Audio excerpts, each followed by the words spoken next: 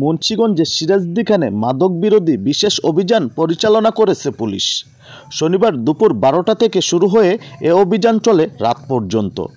অভিযানে উপজেলার মালখানগর, রসুনিয়া ও কোলা ইউনিয়ন সহ বিভিন্ন ইউনিয়নে মাদক ব্যবসায়ীর বাড়ি বাড়ি গিয়ে তল্লাশি করা হচ্ছে এবং মাদক বিরোধী অভিযানের পাশাপাশি জনসাধারণকে সচেতন করা হয়। মুন্সিগঞ্জ অতিরিক্ত police super crime and operation Mohammad Firoz কবিরের নেতৃত্বে এ সময় উপস্থিত ছিলেন সহকারী police super Sirajdikhan circle Anam Imran Khan, Sirajdikhan থানার ওসি শাহেদ আল মামুন, পুলিশ পরিদর্শক তদন্ত হাবিবুর রহমান সহ পুলিশের বিভিন্ন ইউনিটের সদস্য সহ ব্যাপক সংখ্যক পুলিশ সদস্য এ অভিযান পরিচালনা করে।